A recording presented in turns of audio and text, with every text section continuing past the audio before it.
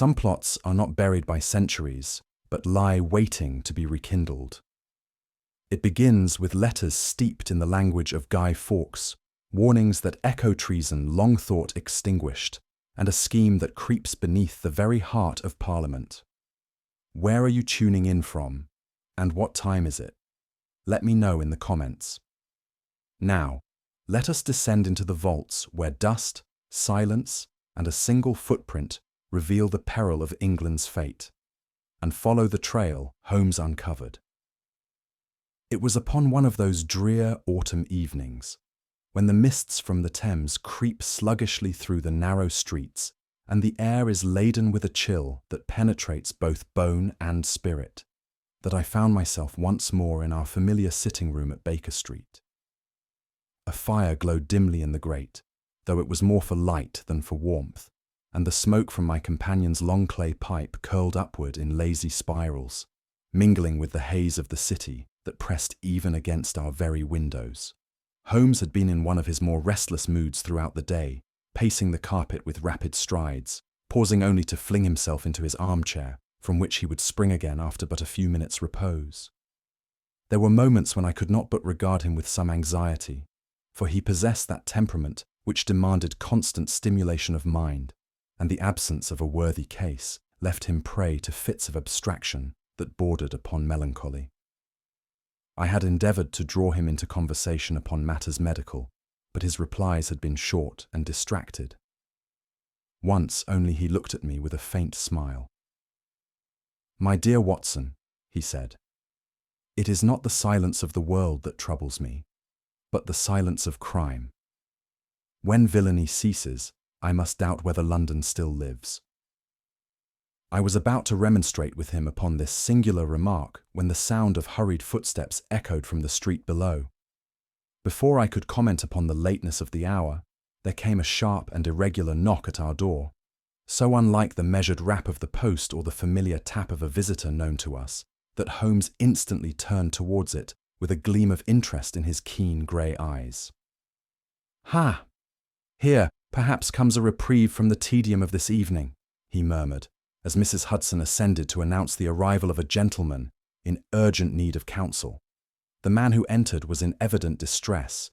His movements betrayed nervous agitation. His gloved hand trembled as he removed his hat, and his eyes darted about the room with the air of one haunted by unseen spectres. His features were pale, drawn as though under some great strain, and yet there was a suggestion of education and breeding in his manner that marked him as no common petitioner. Holmes inclined his head with the grave courtesy he reserved for those whose burdens pressed heavily upon them. "Pray, be seated, sir," he said quietly. "You come at an hour when most men seek their beds. Clearly, the matter that brings you here admits of no delay." The gentleman obeyed, though not without a glance over his shoulder, as if half expecting some phantom pursuer to have followed him into our chambers. He took the chair which Holmes indicated, and for a moment seemed unable to speak, so great was his agitation. At length, in a voice that trembled despite his evident efforts at composure, he gave his name. "I am Sir Edmund Hatherley," said he, "a member of Parliament, and," here his voice faltered, "lately attached to certain affairs within the Home Office. You will perceive, Mr. Holmes, that my position is not without its responsibilities." Holmes's brows lifted slightly, and he leaned forward in his chair. "Indeed, Sir Edmund, such a connection renders your presence here doubly suggestive. When a gentleman of your station comes unbidden to Baker Street at such an hour, it is no trifling matter.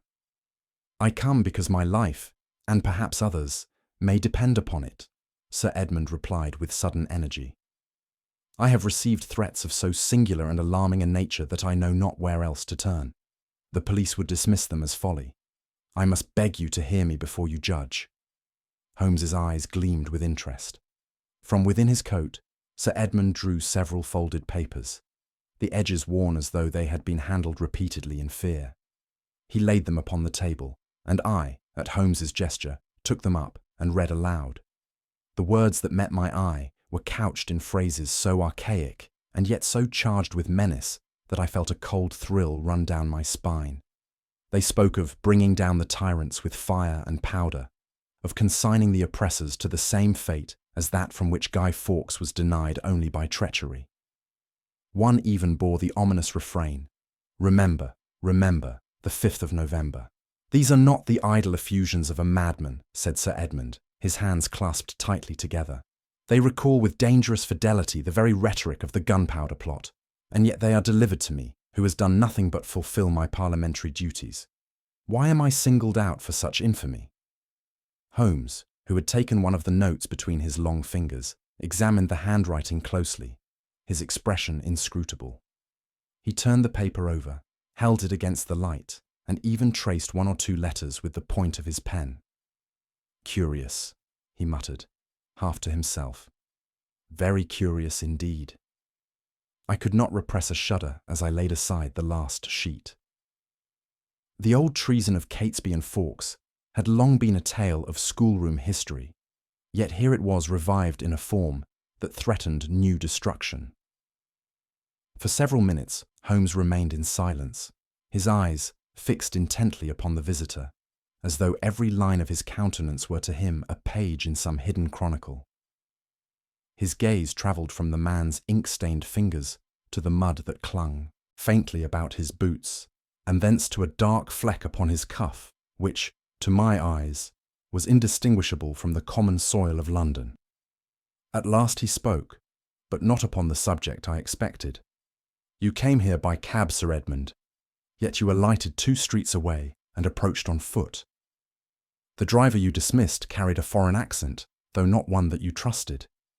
The detail may appear trifling, but in such matters, trifles are the very hinges of fate." Sir Edmund started violently, staring at Holmes as though the very ground had betrayed him. "You are correct," he whispered.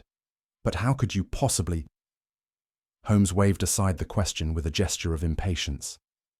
"There is no time for marvels, Sir Edmund. It is the purpose behind these threats that must concern us." I felt again that peculiar chill which came upon me whenever my friend's faculties were fully engaged. Holmes leaned back in his chair, steepling his fingers before him. "You speak of letters that echo treason long past," he said gravely. "But history, Sir Edmund, is never evoked idly. When men clothe their menace in the garb of Fawkes and Catesby, it is not to amuse themselves with an empty jest. The question is not whether danger lurks, but when and where the match shall be struck." At this pronouncement, our visitor buried his face in his hands, and I knew that the true weight of his peril had at last been laid bare. Sir Edmund, with fingers that trembled despite his best efforts at composure, drew from his breast pocket a packet of folded sheets. He laid them upon the table with the gesture of a man who delivers evidence that burns his very hand to hold. Holmes, without a word, motioned me to examine them, and I obeyed, though I confess that an indefinable sense of dread stole over me as I lifted the first. The paper was coarse, yellowed as if by deliberate staining, and the ink, laid down in harsh and irregular strokes, bore none of the fluid confidence of ordinary correspondence. Indeed, the characters seemed to shout rather than speak, as though the writer's intention were not communication, but intimidation.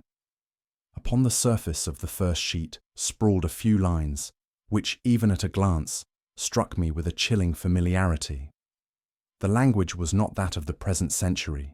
It belonged to another age, an age steeped in blood and treason. There was, in the very choice of words, an echo of past conspiracies, as though the dust of history had been shaken from some ancient chronicle and flung, still reeking of its time, into our modern world. I looked up, startled, and found Holmes's eyes fixed upon me, keenly watching the impression the words had wrought. With faltering voice I read aloud, though each sentence seemed to weigh more heavily upon my tongue. "Let the oppressors beware the flame that smoulders beneath their feet. They shall fall as the tyrants of old, consumed with fire and powder." Another concluded with the dreadful refrain familiar to every Englishman, "Remember, remember, the 5th of November." The words struck Sir Edmund like a blow, and he leaned forward in his chair with a shiver. "You perceive now, gentlemen, why I speak of peril. These are not idle doggerel, nor the ravings of a madman, They recall the very cadence of Fawkes, Catesby, and their confederates. For my own part, I confess that I felt a tightening of the chest, as though the spectre of that black November had risen from the grave to stalk once more through the corridors of Westminster. The name of Guy Fawkes, long since a schoolboy jest for masks and bonfires, here resumed its ancient terror. Holmes, however, betrayed no outward emotion. He sat with lips compressed and brows drawn together, his gaze resting upon the paper as one might upon some curious fossil dredged from an ancient bed of clay. His silence was more oppressive than speech, for I knew that beneath it his mind was whirring with swift and inexorable conclusions. At length, Holmes stretched out his hand for the documents. He laid them flat upon the table and bent over them with that peculiar absorption which transformed his face into the very mask of scrutiny.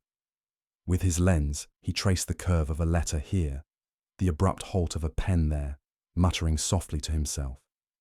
"Observe, Watson," he said presently, "how the hand strives for disguise. The writer has thickened certain strokes, slanted others unnaturally, and even altered the spacing between words. Yet here, do you see it? The natural flourish of the letter G returns, and here again the involuntary loop of the H. No man can wholly escape his own habits, even when he would cloak them." I leaned closer but could perceive little of what he indicated. To my eyes, the writing was but a grotesque medley, lacking all consistency. Yet I had learned long since that to Holmes the smallest quirk was a sign as legible as print upon a page. Sir Edmund meanwhile shifted uneasily in his chair, his eyes never leaving Holmes's intent face. He seemed to await a sentence upon which his very fate might hinge. At last the unhappy gentleman broke the silence. "Mr. Holmes," said he, "I cannot but believe that these threats are directed at me for a purpose. You are aware that in recent weeks Parliament has been much divided upon the question of arms contracts. I was among those who opposed the renewal of a certain arrangement. An arrangement, I must add, that carried immense profit for certain powerful interests." He paused, his lips tightening. "It is my conviction that some hand, resentful of my vote, now seeks to intimidate or silence me by means of this grim masquerade. That they should have cloaked their vengeance beneath the name of Fawkes only increases my dread, for it speaks to a mind as cunning as it is unscrupulous." His voice shook, and for a moment his composure deserted him. I could not but feel compassion, for though I knew little of political intrigues, I could perceive that this was no trivial matter of party quarrel. The man before us was plainly marked for some danger, and the shadow of it lay heavily upon his spirit. Holmes, still examining the papers, gave no outward sign that he heard, yet I knew that not a syllable had escaped his attention. At length my companion laid aside the letters with a deliberate gesture and fixed his piercing gaze upon our visitor. "Sir Edmund," said he, "there is a folly more dangerous than ignorance, and that is to mistake the trappings of history for the substance of truth. These threats wear the livery of treason 4 centuries past, but the hand that penned them belongs to our own day, and its purpose is modern and immediate." Sir Edmund inclined his head, though his pallor remained. "You believe, then, that the peril is real?" "I believe nothing," Holmes returned quietly. "I observe, I analyse, and I deduce. Belief is for theologians and poets. What I can tell you is that men do not summon the ghosts of Guy Fawkes and Catesby without intent. There is a reason why their names have been chosen, and to uncover that reason will be the task before us." There was in his tone no boast, only the calm conviction of a man who sees his path as clearly as another might see the very paving stones beneath his feet. I confess I felt my own spirits rise, for in that quiet resolve lay the assurance that the mystery, however dark, had met its master. When at last Sir Edmund had departed, leaving the letters behind, I ventured to ask my friend what impression he had formed. He remained silent for a moment, gazing thoughtfully into the fire. Then he said in a voice low, yet charged with meaning, "Watson, the world is full of those who delight in mimicry, but mimicry in crime is rarely innocent. A A jest may be harmless, a threat may be idle. Yet when men clothe their menace in the symbols of treason, they proclaim an intent that reaches far beyond words. Mark me, this is no schoolboy prank. Someone has chosen the mask of the Gunpowder plot because he intends to reenact its substance. A chill passed through me at his words. The fire crackled, and the papers upon the table seemed to glare with new significance. Holmes leaned back, his eyes half closed, as though already the outlines of the conspiracy were shaping themselves in his mind. "Come, Watson," he added, "let us prepare ourselves. We may be upon the threshold of one of the gravest cases that ever set its hand against the safety of England." It was 2 evenings later that Holmes and I accompanied Sir Edmund Hatherley to Westminster. The night was raw, with a low scudding mist that clung about the gas lamps and rendered the streets spectral in their gloom. Sir Edmund, muffled to the chin, spoke little during the journey, yet I could not mistake the quick and anxious glances he cast about him, as though he feared every passer-by might prove an enemy in disguise. For myself, I confess to feeling a weight upon my spirits. The vast pile of Parliament loomed above us, its towers rising ghost-like through the haze, and I was struck anew by the thought that in these walls the very destiny of England was daily debated. That such a place should once again be threatened by the sinister shadow of treason filled me with profound unease. Holmes, on the other hand, appeared wholly unmoved by either weather or circumstance. He stepped lightly from the cab, his keen eyes already ranging over the structure as though they might pierce its very stones. "Observe, Watson," he murmured, "how men hurry within, weighed down with documents, yet how few raise their eyes to what lies beneath their feet." I asked what he meant, but he only smiled faintly and followed Sir Edmund inside. By special arrangement, Sir Edmund had procured for us a key to the vaults beneath the chamber, those same ancient passages once associated with the most infamous conspiracy in our history. Guided by a solemn verger, we descended a winding stair whose chill deepened with every step until the very air seemed heavy with damp and shadow. The place was of a character to unnerve even the stoutest heart. Massive arches of stone, blackened in parts by the smoke of forgotten centuries, stretched away into darkness, while the drip of unseen water echoed from vault to vault. I could not help but recall, with a shudder, the thought that 4 centuries earlier these same recesses had nearly proved the grave of a nation's freedom. Holmes, however, moved with the air of one to whom such associations were but stimulants to keener observation. His lantern flashed upon wall and floor, pausing often where my eye discerned nothing. Sir Edmund, meanwhile, pressed close at my side, his voice hushed though the vault was empty. "Do you wonder, Dr. Watson," he whispered, "that I tremble to receive threats which recall so dread a memory?" Holmes raised the lantern higher, casting grotesque shadows across the vaulted ceiling. "History," said he quietly, "is no dead thing, Sir Edmund. Its echoes linger longest where men believe them silenced." It was near the far end of one passage that Holmes suddenly halted. He placed the lantern low upon the stones, and we all bent to see what had arrested his attention. There, upon the ground, lay another lantern, its wick charred but its fuel scarcely spent, as though discarded in haste. "Curious," Holmes murmured. "A workman's, perhaps. But why abandoned here?" He passed his long fingers lightly across the floor. "Note, Watson, the scuff of recent boots in the dust. See how they converge upon this very spot." I stooped to examine the marks, but before I could reply, he had already raised the lantern towards the wall. A faint crystalline glimmer caught the light. He touched it, then brought his finger to his lips with that abrupt intensity I knew so well. "Saltpetre," said he, "the breath of gunpowder itself."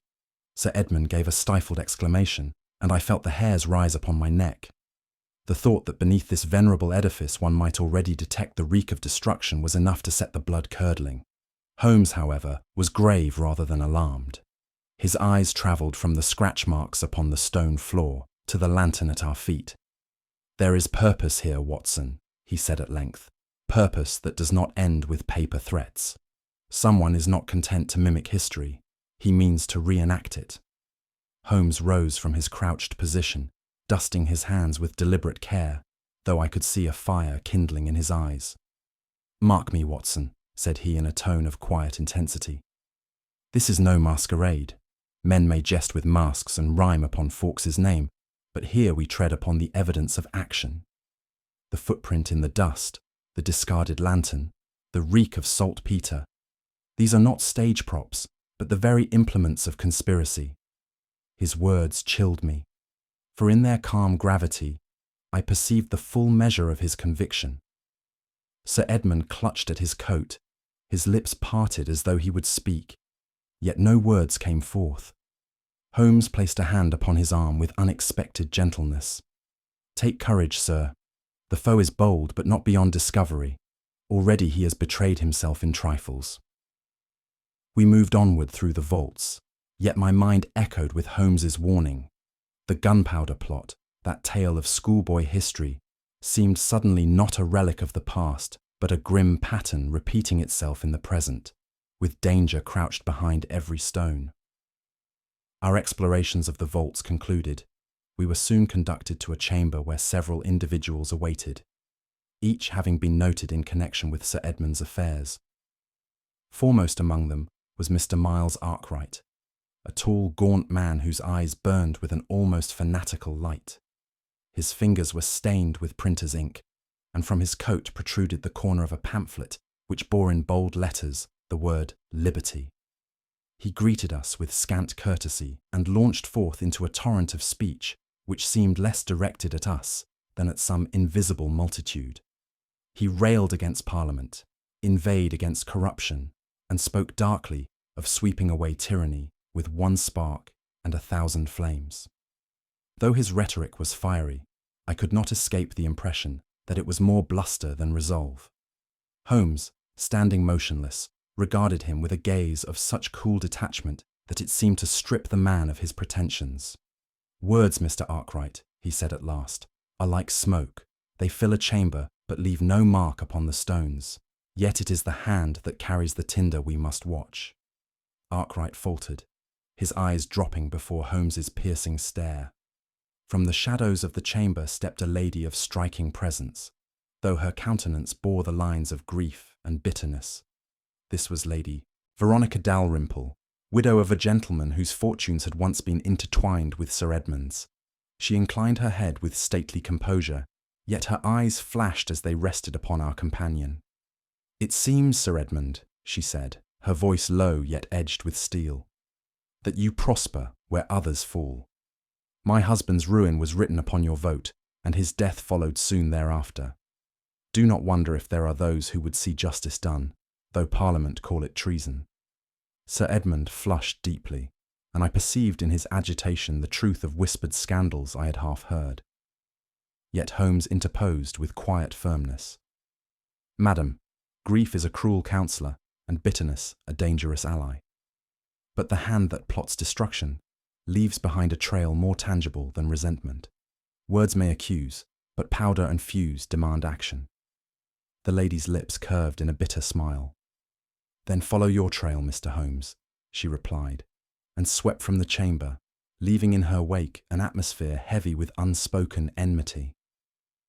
The last figure to draw our attention was of less imposing presence, yet in some respects far more sinister. He was a parliamentary clerk, slight of frame and unremarkable in manner, yet he carried at his belt a ring of keys whose jingling seemed to echo ominously in the vault-like chamber. His eyes, downcast and evasive, avoided ours, and his replies were couched in tones of excessive humility. Holmes, however, observed him with that hawk-like scrutiny which pierced the very marrow of a man. "The custodian of keys," he murmured to me, "is oft the custodian of secrets. There are doors that open only to such hands, Watson, and doors, too, that ought never to be opened at all." The words lingered in my mind long after we quitted Westminster, and I felt as though the shadows of those cellars clung to us still. At Holmes's request, I accompanied him the following evening into that quarter of London known for its labyrinth of narrow streets and dubious gatherings. The fog hung thick between the dim lamps, and the air was charged with a sense of hidden traffic, of secrets whispered from mouth to mouth. Holmes walked swiftly, his cloak drawn close, his keen eyes darting from doorway to alley, as though each shadow might harbour the object of his pursuit. "Watson," he murmured, "there is no more fertile soil for sedition than Soho. Here the disaffected meet, secure in their obscurity, and here too lies the best chance of discovering the authors of our threats." I confess my unease was considerable. The faces that passed us were grim and watchful, and more than once I fancied a figure followed in our wake. Holmes, however, betrayed no apprehension. Presently he halted before a low doorway, from which a dim light escaped through the cracks of ill-fitting shutters. Without hesitation he ascended the steps and rapped in a peculiar rhythm. A cautious voice demanded his name, to which he replied, in a tone of easy familiarity that astonished me. The door opened, and we were admitted. We found ourselves in a chamber thick with smoke and crowded with men whose appearance proclaimed them artisans, clerks, and labourers of the poorer sort. Their faces, lit fitfully by a single lamp, were set in expressions of sullen determination. On the table before them lay heaps of cheaply printed pamphlets, the ink still fresh, their titles bristling with denunciations of tyranny and corruption. The talk within that room was of a nature to chill any loyal Englishman. One declaimed that Parliament was a den of thieves, another that England must be swept clean with fire, and a third muttered darkly that the only language power understood was the roar of powder. Their words, spoken with growing fervour, were met with murmurs of assent. Holmes, seated unobtrusively in a corner, regarded the proceedings with that air of impassive curiosity which veiled the workings of his mind. I, for my part, could scarce conceal my indignation at the reckless violence of their speech, and yet I could not but perceive the sincerity with which they uttered it. There was, however, a curious restraint, as though their passions stopped short of action. Pamphlets and rhetoric abounded, yet no plan of substance emerged. I glanced at Holmes, who gave no sign beyond the faintest tightening of his lips, a signal that his attention was fixed upon something deeper than the surface clamour. At length, the assembly fell silent as a tall, angular figure rose from his seat at the far end of the table. This was Miles Arkwright, the pamphleteer whose name had already crossed our path. His face was thin, his eyes ablaze with an inner fire, and his voice rang out with the cadence of a practised orator. He spoke of liberty trampled, of oppression cloaked in law, and of the cleansing power of destruction. His arms swept wide as he conjured visions of a New England, purified by flame. The men listened spellbound, their eyes shining with a mixture of fear and adoration. Yet to me, his words seemed more theatrical than practical. He painted pictures, but offered no tools, promised upheaval, but detailed no means. Holmes leaned towards me and whispered almost imperceptibly, "Observe, Watson. Here is a prophet of words, not deeds. Such men kindle fires in others, yet their own hands remain unstained." I could not deny the justice of the remark. Arkwright was indeed formidable in his rhetoric, but I doubted whether he would dare strike the match himself. As Arkwright concluded, the conversation grew more general. Men spoke of allies and sympathizers, but I observed, as did Holmes, that whenever certain names were raised, they were met with abrupt silence or changed subject. Holmes's eyes glinted as he noted these evasions. "Watson," he murmured later, "it is not the names spoken, but those suppressed, that most merit our notice. A man may boast of his acquaintances to cloak his true companions. Observe how quickly they turn the talk when Fielding's name is hinted, or when mention is made of certain clerks within Parliament." I started at this, for it was the first time our path had led back to Sir Edmund's circle. The radicals might be fiery, but there seemed here an unseen thread binding them to persons of higher standing. Holmes said no more, but I could see that in those silences he had read volumes. His gaze returned to the papers strewn upon the table, but his mind, I knew, was already pursuing the trail into quarters beyond the walls of that smoky room. It was while the meeting broke into smaller knots of conversation that Holmes's attention was arrested by a small wooden desk set carelessly against the wall. Upon it lay a ledger, its cover warped with damp. He drifted casually towards it, as if seeking a seat, and with one swift motion turned a page. I followed, feigning indifference, but my heart quickened as I saw what the entries revealed. They spoke not of pamphlets or subscriptions, but of consignments, barrels listed in quantities, delivered under the guise of coal shipments. The destinations were recorded with cryptic initials, yet one entry stood out: W.C., followed by the unmistakable word Westminster. Holmes's finger traced the line, and his eyes gleamed with that peculiar light that signified discovery. "Coal, Watson?" he whispered. "So they would have it believed. Yet I have seen barrels that bore one label without, and another secreted within." I understood his meaning at once, and a chill stole over me. The very substance of Fawkes's ancient design, powder masked by coal, appeared here in black and white. Holmes shut the ledger as swiftly as he had opened it, and we resumed our places, leaving no sign of our intrusion. When at length we quitted that sinister gathering, the night air of Soho struck cold upon my face, yet I breathed it with relief, glad to leave behind the miasma of sedition. Holmes walked at my side in silence, his features composed yet set in an expression of profound thought. "Watson," he said at last, "we have heard much sound and fury, but little of substance. Arkwright may rail until his voice fails, but he will never light a fuse. Yet there are others, silent men, absent from the table, whose shadows lie heavy upon this affair." He paused beneath a flickering lamp and looked back into the darkness of the alley. "Coal barrels delivered to Westminster," he mused. "A ledger, casually left, yet recording secrets with too bold a hand. I fear, my dear fellow, that we stand at the threshold not of an idle conspiracy, but of one perilously near its consummation." He said no more, and we walked on. But as I glanced at his face, I saw in the tightening of his lips and the faraway gleam in his eyes that the case, already sinister, had assumed in his mind dimensions darker than I dared to contemplate. It was upon a damp and windswept afternoon that the peril which had long hung over Sir Edmund revealed itself with sudden violence. Holmes and I had accompanied him to a consultation in Westminster, and afterwards he elected to return by carriage. We had scarcely proceeded half a mile when, without warning, the horses shied violently, the carriage lurched to one side, and we were flung with such force as nearly to overturn us altogether. But for the skill of the driver, who hauled the animals sharply to their traces, we might well have been dashed upon the stones. Sir Edmund, pale and shaken, clutched at my arm. "It was no accident, Dr. Watson," he gasped.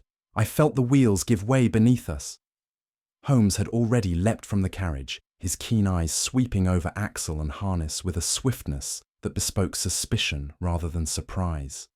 He examined the broken wheel with meticulous care, his long fingers tracing the shattered spokes.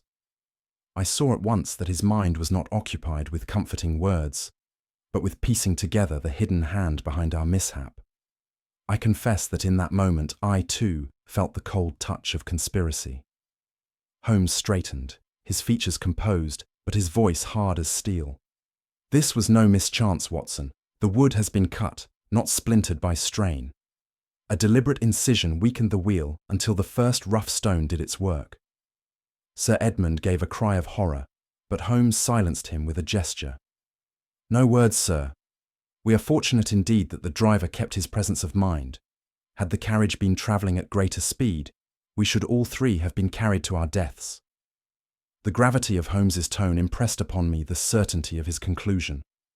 Where I saw but a broken wheel, he had discerned the surgeon's knife of sabotage. His eyes, narrowing, swept along the road as though seeking some lurking figure who had awaited our ruin. At length he turned to Sir Edmund. "The enemy, it seems, has grown impatient. Threats were not sufficient. He strikes now in earnest." That evening, when we had regained Baker Street, Holmes questioned Sir Edmund at length concerning his domestic arrangements. How many servants had access to his papers? Who accompanied him in his daily life? What visitors came and went without scrutiny? Sir Edmund, still pale from his ordeal, replied with candour.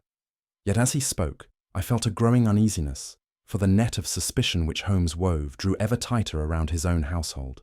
"Observe, Watson," Holmes murmured to me aside, "that every act thus far, letters delivered with precision, the accident upon the road, argues knowledge of his most private movements.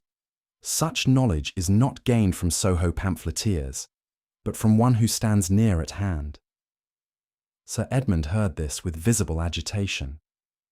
"Surely, Mr. Holmes, you cannot mean that one of my own circle, trusted and familiar, should stoop to such villainy?" Holmes regarded him with grave composure. "I mean only that the closer a man stands, the deeper his shadow falls. We must not overlook the treachery that hides in plain sight." At Holmes's request, Sir Edmund produced certain papers relating to his financial affairs. We spread them upon the table, and Holmes bent over them with that absorbed intensity which transfigured his every feature. Columns of figures, which to me were but a blur, seemed to him a map upon which every road was clearly marked. "Watson," said he softly, "here we see more than mere household accounts. Observe these transfers, small in appearance, yet frequent, and always to the same obscure name. And here, a sum so large that it could not pass unnoticed, yet buried amidst routine expenses. This is not the work of an honest steward, but of one who believes his hand unseen." Sir Edmund groaned aloud. "Mr. Holmes, you unman me. That such deceit should be practised under my very roof is more bitter than the threats of strangers." Holmes tapped the papers with his finger. "The ledger of Soho spoke of barrels. These papers speak of gold. Between them, sir, lies a chain which binds your peril fast." For my own part, I confess that I found myself deeply disturbed by the turn of our inquiries. It is one thing to suspect danger from avowed enemies, another to perceive treachery lurking in the circle of trust. I looked upon Sir Edmund with pity, for I could well imagine the torment of knowing that one's very household might harbour a foe more deadly than 100 shouting radicals. Holmes, ever calm, betrayed neither surprise nor sympathy. He moved among the papers with the same cold precision as a surgeon wielding his knife. Yet I, who knew him best, could read in the tightening of his jaw and the gleam in his eye that he scented the quarry now close at hand. "Holmes," I ventured, "you have often said that betrayal within is the most dangerous of all perils. Do you believe, then, that we face such a foe here?" He gave me a glance, sharp yet unreadable. "My dear Watson," said he, "we face not belief, but evidence, and the evidence points ever inward." It was late when Holmes at last dismissed Sir Edmund, who departed more stricken in spirit than when first he came. As the door closed behind him, Holmes remained for some time in silence, his long fingers steepled before him. At length he spoke. "When the powder lies beneath our feet, Watson, it matters little who carried it there. The peril comes from the hand that strikes the match. That hand, I fear, is nearer than our client dares to think." He rose abruptly and paced the room, his features set in that grim composure which I had seen only in the gravest cases. "Let us be ready, Watson. The conspirator has shown his hand once. He will not delay in showing it again. We must be swifter, or England herself may pay the price." It was at the stroke of midnight that Holmes, Lestrade and I descended the worn steps which led to the ancient cellars beneath Westminster. The wind moaned faintly above, but here below, the silence pressed upon us like a palpable weight. Each of us bore a lantern, its circle of light serving only to intensify the surrounding gloom, and I could not help but feel that we trod upon ground hallowed by treachery. Lestrade, usually so confident in the bustle of Scotland Yard, appeared subdued in the presence of such venerable masonry. He cast uneasy glances about him, as though expecting at any moment to see the ghosts of Catesby and Fawkes step forth from the shadows. Holmes, by contrast, moved with quick, noiseless strides, his lantern swinging lightly at his side, his gaze fixed keenly upon the path before us.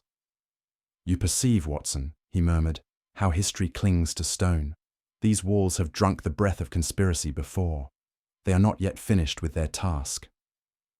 I shivered at his words, for they seemed less an observation than a prophecy. Sir Edmund's life, and perhaps the safety of England itself, lay in the balance, and the answer, Holmes believed, might be found within these midnight passages. The air grew colder as we pressed deeper into the labyrinth of arches and vaults. Our footsteps echoed with unnatural clarity, so that even the faint scrape of my boot upon the stone seemed magnified into a startling report. Dust, long undisturbed, lay thick upon the ground, save where some recent tread had disturbed its even surface. Holmes bent once to touch a faint indentation, his lips tightening with satisfaction, though he uttered no word.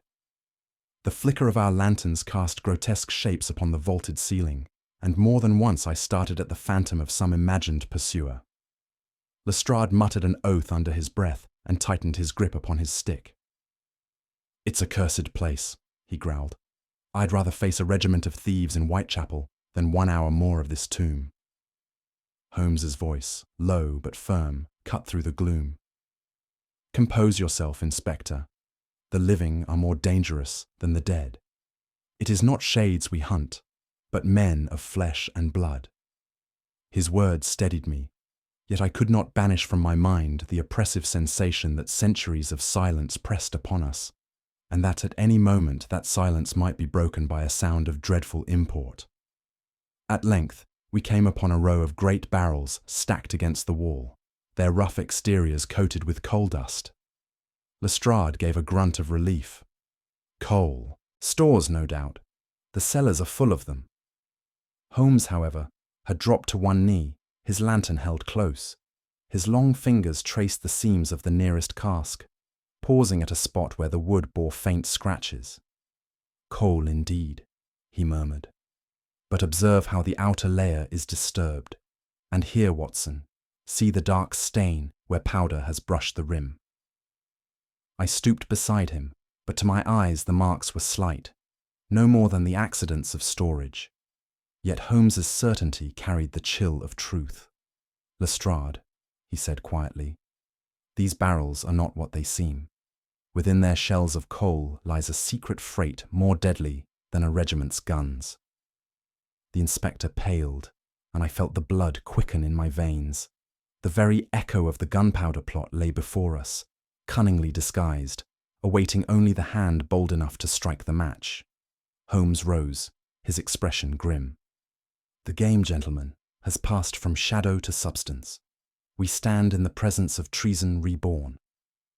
Holmes drew a clasp knife from his pocket and, with a swift yet careful motion, prized away a fragment of the barrel's outer seam. A trickle of coal dust fell away, revealing beneath it not the rough-hewn timber of a fuel cask, but the smooth curve of a smaller keg, cunningly embedded within. He tapped it lightly, and a hollow resonance met our ears.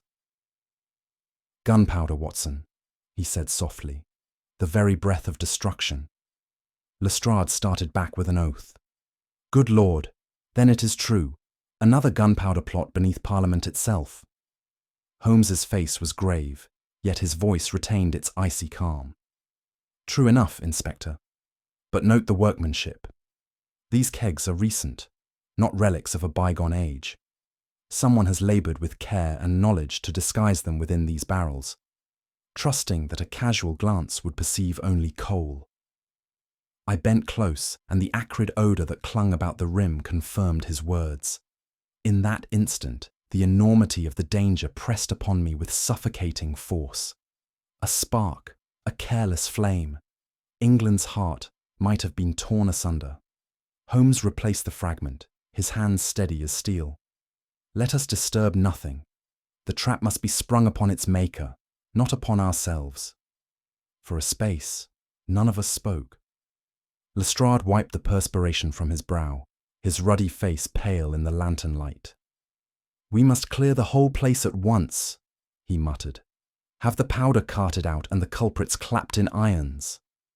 Holmes turned upon him sharply. "And thus frighten the snake back into its hole?" "No, Inspector.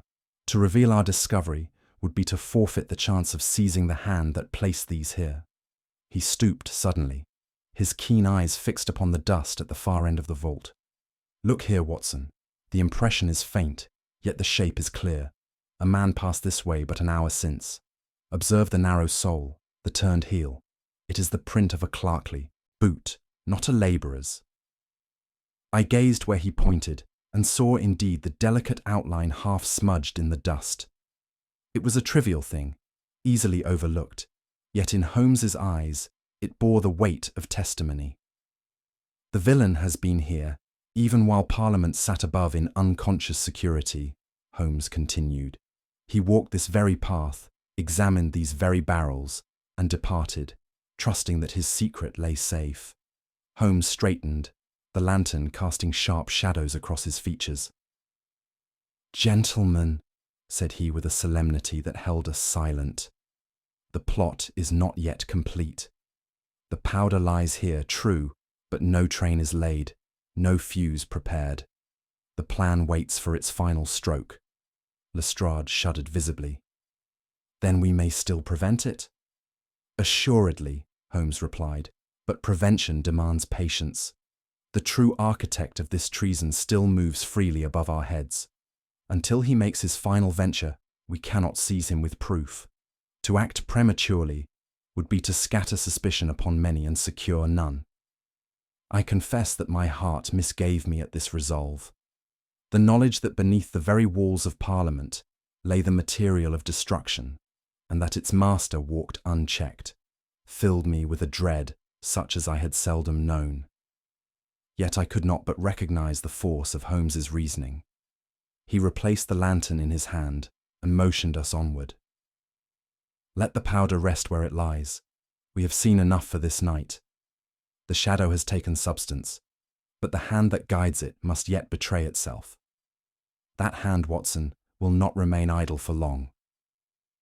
When at last we emerged from the vaults, Lestrade urged immediate action, but Holmes checked him with a gesture of quiet authority. "No hand must touch those barrels, Inspector. To disturb them now is to frighten the conspirator into silence. He must believe his secret secure, or he will not betray himself." "But the risk, Holmes," I cried. "Are we to let the very powder of treason lie beneath our feet while Parliament sits above it?" Holmes's eyes glinted with that steely determination which admitted of no argument. "Watson, danger unattended breeds rashness. Danger watched in silence lures the rash into exposure. The serpent shows itself only when it deems the grass untrampled. We must give our foe rope enough to bind himself." Reluctantly, Lestrade agreed, though with many a muttered protest, and it was arranged that no word of our discovery should pass beyond those present. Holmes, his mind already moving 3 steps ahead, began to lay his plans with that cool assurance which ever reassured me even in the gravest peril. Thus, the barrels remained in their hiding place, a silent menace, while Holmes prepared the snare which would bring their master into the open. During the following day, I observed in Holmes an intensity of manner that set my nerves on edge. He paced the room in restless silence, his lips compressed, his gaze distant, as though the very walls of Baker Street concealed the answer he sought. Once only did he speak with sudden vehemence. "Watson, treason wears many cloaks, but the most deadly is loyalty. The hand that strikes the match is the hand nearest the powder, and too often it is the hand in which trust is placed." His words struck me with a chill, for I recalled his suspicion that the peril arose from Sir Edmund's own circle. I ventured to press him, but he waved me into silence, muttering only, "We shall know soon enough. Until then, patience." There was in his tone a gravity I had seldom heard, and I realized that in Holmes's mind the shadow of betrayal loomed larger than any foreign conspiracy. It was on the second evening that Holmes's design unfolded. A late sitting of the House provided the occasion, and with Lestrade's assistance, a discreet watch was placed about the chamber. Few suspected the true reason for our presence, for Holmes had insisted upon secrecy as the surest ally. The great hall, dimly lit by gas, was almost spectral in its stillness. The long shadows of pillars stretched across the floor, and the occasional murmur of debate floated down the corridors. We waited in silence, the very air seeming charged with expectation. Holmes stood apart, his figure erect and motionless, his keen eyes fixed upon the chamber's recesses. He spoke no word, but his presence radiated that peculiar tension which communicated itself even to the dullest mind. I, who had often shared in his vigil, felt my heart beat with unnatural violence, as though the very stones beneath us were alive with peril. It was near midnight when Holmes's vigilance was rewarded. A solitary figure moved stealthily among the benches, pausing at a desk where an ornate candlestick stood. With a motion swift yet furtive, he drew forth a fuse of slender cord, cleverly concealed within the wax itself, and bent to ignite it with a taper. I uttered an involuntary cry, but Holmes's hand restrained me. "Not yet, Watson," he whispered. "The proof must be complete." The flame caught, sputtering faintly within the hollow of the candlestick. In another moment, the deadly train would have been laid. Holmes stepped forward then, his voice ringing through the chamber. "Enough, sir. Your play-acting ends here." The figure started back, his face blanching in the sudden light of our lanterns. The fuse was snatched away, extinguished in an instant, but the deed was done. The hand that would have struck the match was revealed. To my astonishment, the intruder was none other than Jonathan Fielding, Sir Edmund's own secretary, whose quiet demeanour and unobtrusive service had rendered him above suspicion. His face, pale and drawn, contorted now with rage at being discovered. "Fielding," Sir Edmund gasped, who had joined us at Holmes's summons. You, of all men." The secretary's lips twisted into a bitter smile. "You call me servant, yet I was the one who bore your burdens, watched your steps, managed your affairs. And for what? A pittance, while you sat secure in honour and wealth. The powder below would have done more than avenge me. It would have shaken the very edifice that fattened you." Sir Edmund staggered back, stricken. Lestrade stepped forward to seize the man, but he struck out fiercely, breaking free with the desperation of one who has staked his life upon a single cast of the die. Fielding darted towards the shadows, his figure gliding swiftly between the benches. Lestrade stumbled in pursuit, but Holmes moved with the swiftness of a hawk stooping upon its prey. He cut across the man's path with unerring precision, his long arm shooting forth to grasp him by the collar.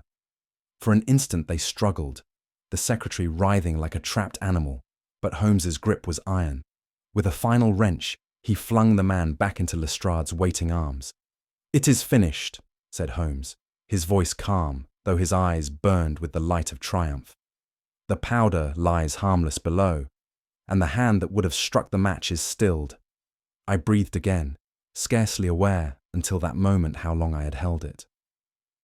The peril had been averted, yet I knew that its shadow would haunt me for many nights to come. It was with no small relief that I found myself once more in our familiar sitting room at Baker Street after the dramatic events that had culminated in the capture of Jonathan Fielding. The lamps shone softly upon the well-worn furnishings, and the kettle sang upon the hob, as though to assure us that ordinary life still endured in spite of the peril we had faced. Yet there lingered upon my mind the dreadful image of the powder-laden vaults, and of the treacherous hand that had sought to fire them. Holmes, having thrown himself into his armchair, sat in a reflective posture, his long fingers steepled before him, his keen eyes half closed. Sir Edmund, though pale and shaken, had joined us, unable to rest until the full measure of his secretary's treachery was made plain. For my own part, I longed to hear from Holmes's lips the sequence of reasoning which had led him, step by step, from vague suspicion to the triumphant unveiling of the conspirator. "You are entitled to an account, Watson," said Holmes at last, "and Sir Edmund doubly so. Let us then retrace the path, for in these matters clarity is both duty and satisfaction." Holmes leaned forward, his gaze fixed upon Sir Edmund. "Your secretary, Jonathan Fielding, is a man of considerable intelligence but greater ambition. He saw in the arms contracts a source of vast profit, and when your vote imperiled that design, he resolved upon your destruction. By removing you, he hoped not only to avenge himself, but to secure by bribery and intimidation the success of the scheme. Sir Edmund covered his face with his hands. "The man to whom I entrusted all my affairs," he murmured brokenly. "Precisely," said Holmes. "His position gave him access to your papers, your movements, and your confidences. He alone could have known the hour of your journeys, the details of your engagements, and the means of reaching you without arousing suspicion. Thus the carriage wheel was tampered with. Thus the threats were delivered with uncanny precision." Holmes's voice grew graver still. Yet his plot was not merely to destroy one man. By reviving the spectre of the Gunpowder plot, he sought to strike terror into the nation and mask his private gain beneath the semblance of political vengeance. In this way, his crime became at once an act of greed and of theatrical cruelty. Holmes took up one of the letters from the table, its coarse paper and harsh script still redolent of menace. "These missives, Watson, were designed with double purpose. To you they appeared grotesque imitations of treasonous rhetoric, but to Fielding they were both mask and mockery.